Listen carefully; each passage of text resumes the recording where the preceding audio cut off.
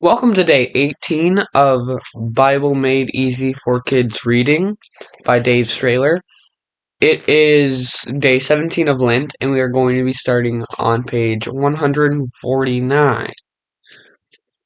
The name of that page is David and Jonathan.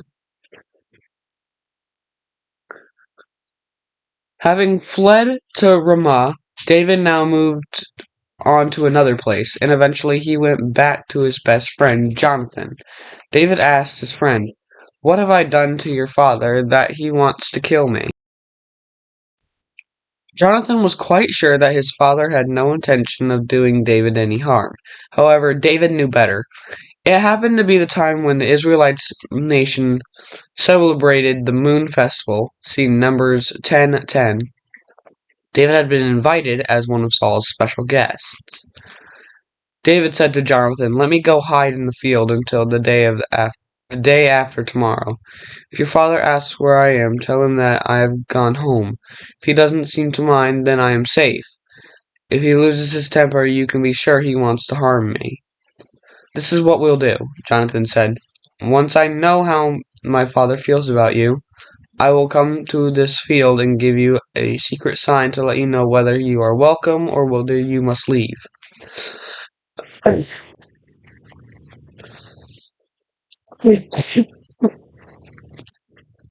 Sorry. So David hid in the field. At the start of the festival, when everyone had gathered around the king's table, David's seat was empty. Saul said nothing on the first day, but on the second day he asked Jonathan where David was. When Jonathan told his father that David had gone home to Bethlehem, Saul was furious and threatened to kill him. So Jonathan got up and left the table. The next morning, when he went to the field where David was hiding and gave him their secret sign, he shot an arrow and called to the boy who fetched the arrows, "Isn't the arrow still farther ahead of you?" Then he sent the boy home. Jonathan and David wept and they said goodbye. Saul's David. After some time, Samuel died, and the nation of Israel gathered to bury him in his hometown, Ramah. Meanwhile, David had moved down to the desert area of Moan. While David was in the desert, he and his group of about 600 men with shepherds who worked for a man called Nabal. When the time came for the sheep to be sheared, David said to some of his men, "Go to Nabal and greet him in my name. Tell him that while his shepherds were in Carmel, they were not harmed and nothing of theirs went missing. As it is a time of celebration, please give your servants and your friend David whatever you can find for them."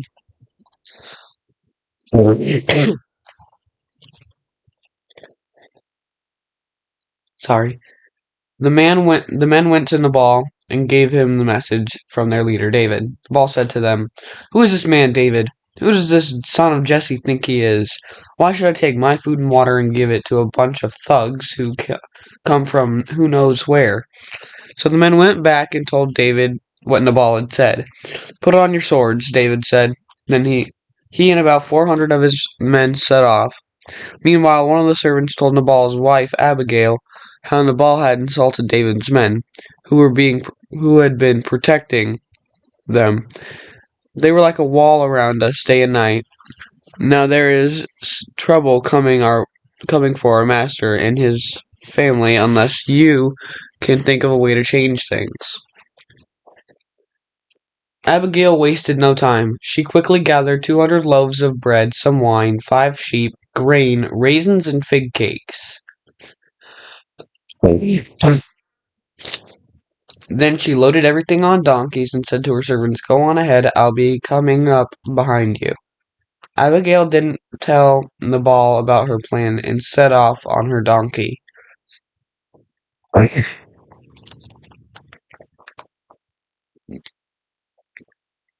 When she got to a mountain ravine, there were David and his men coming toward her. She quickly got off her donkey and bowed with her face to the ground. My lord, let me take the blame for what happened. Don't listen to the words of that wicked man Nabal. I did not see your men speaking to him, so please take the gift that I brought for you and your men, and forgive me if I have wronged you in any way. Don't do something now that you will regret when the Lord has made you king of Israel. Even though someone is trying to kill you, your life is safe in the Lord's treasure pouch of the living.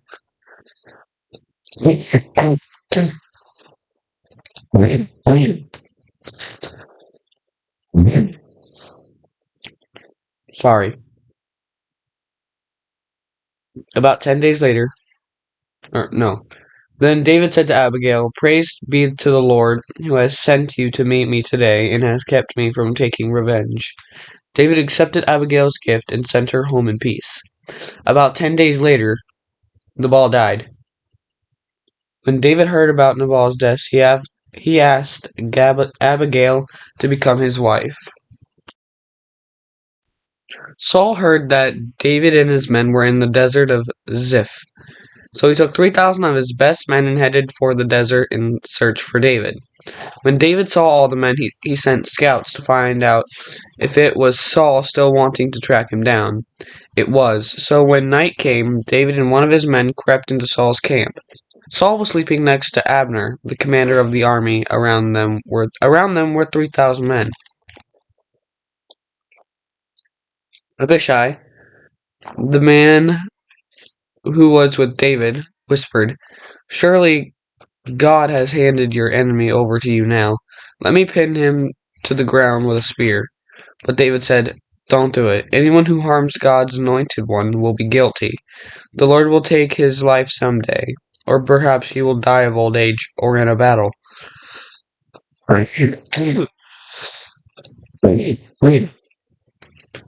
But David took the spear that was near Saul's head in his water jug.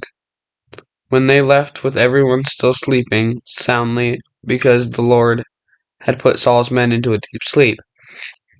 Then David went to stand up on a hill opposite of the camp and shouted for Abner to wake up.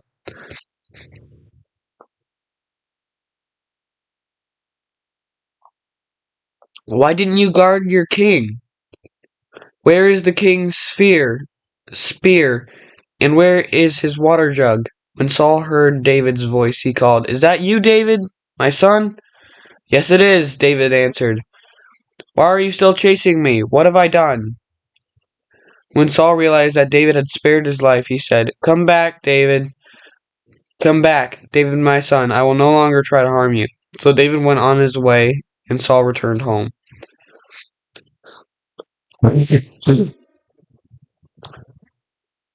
One can understand that David was afraid for his life. Saul and his big army were after him.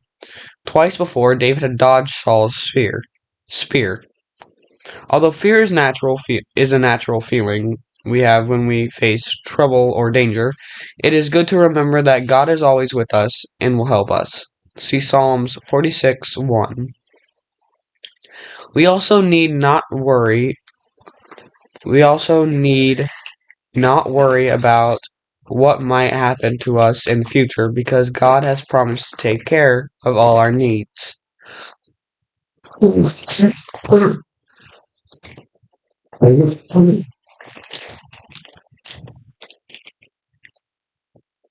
Fear of the unknown.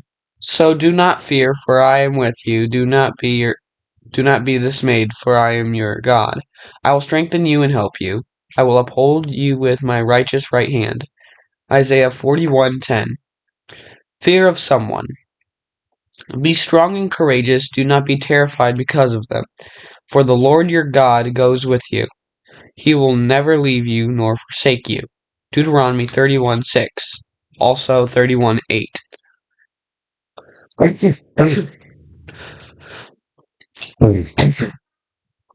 Worry. Worry about things that may go wrong. Do not be anxious about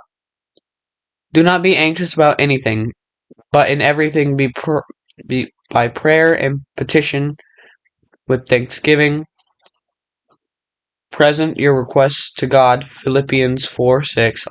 Also see Romans 8:28. Worry.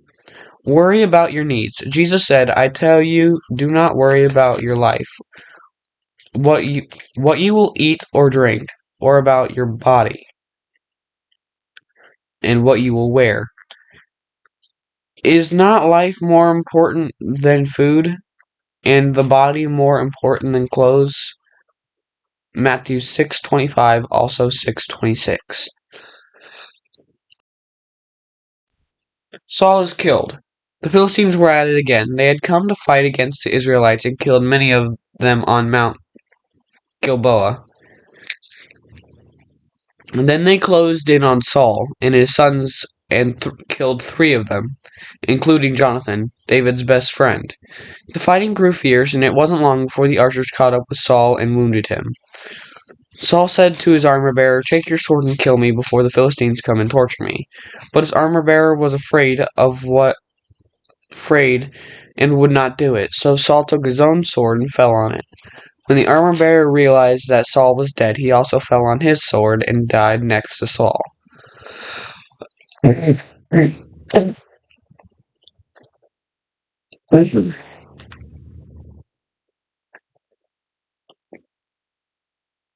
As David was returning from his victory over the Amalekites, a messenger arrived from Saul's army. He fell to the ground at David's feet as a sign of respect. Where have you come from? David asked. I have run from the Israelite camp. The whole army has fled from the battle. Many of the men are dead, and Saul and his son Jonathan are also dead. When they heard the news, David and his men tore their clothes in deep sorrow. They wept all day and ate nothing until evening.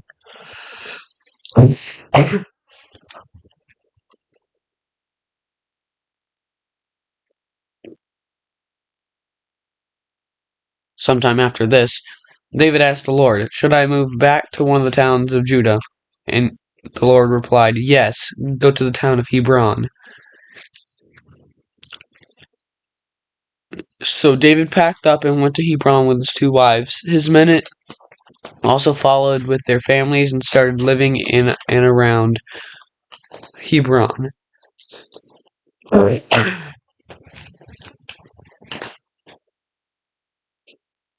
David becomes king.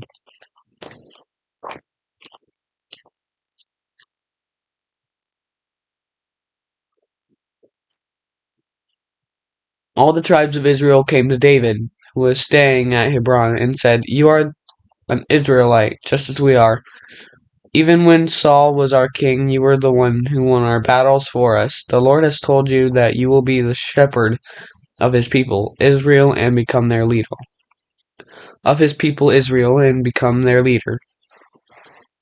Then the elders of Israel anointed David as king of Israel. He was 30 years old when he became king and reigned for 40 years.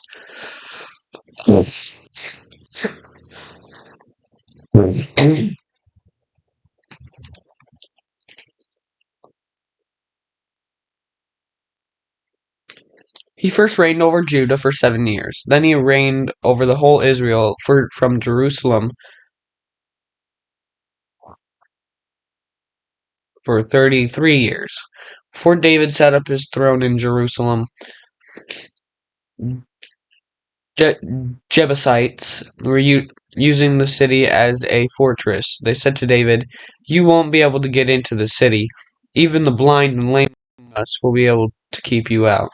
A high, thick wall went around the city, but there was also a narrow tunnel under the wall for water to flow into the city. David said, the only way for us to get into the city is through that tunnel. Then he said, whoever is first to lead an attack against the Jebusites will become commander of my armies. Joab was the first to attack and became the commander of David's army.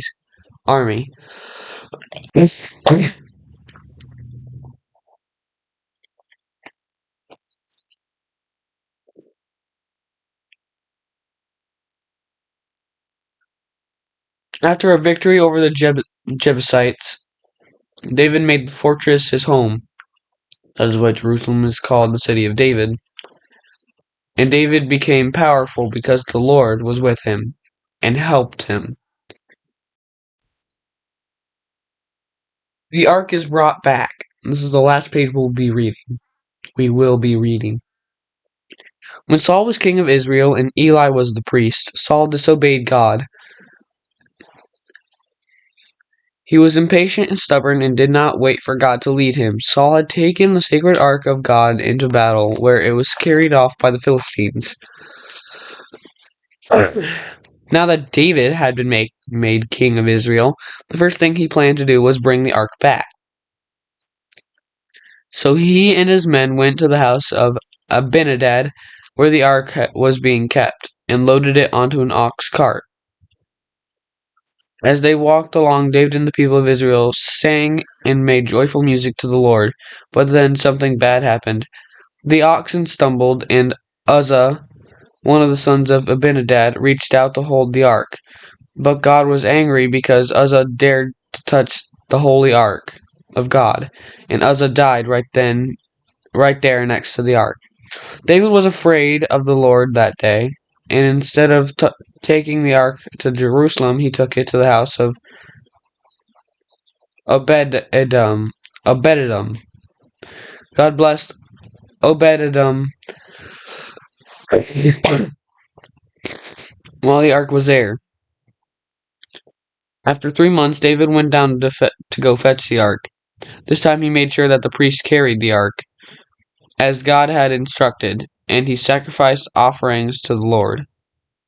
Then David had the ark placed in a special tent where he set up and celebrated the return of the ark with a big feast.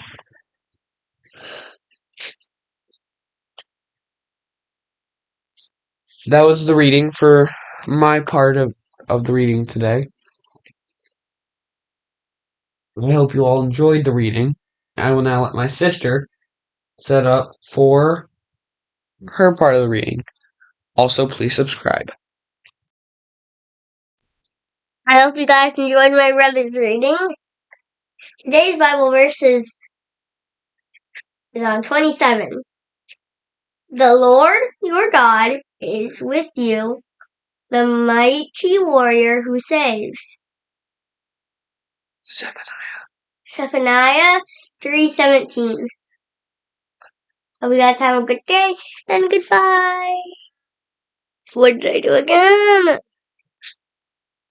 Have a blessed day, everybody.